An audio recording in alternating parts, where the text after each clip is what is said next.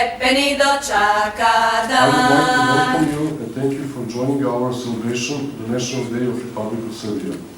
Serbia and Slovenia have very good and comprehensive relation characterized by intensive political dialogue and cooperation.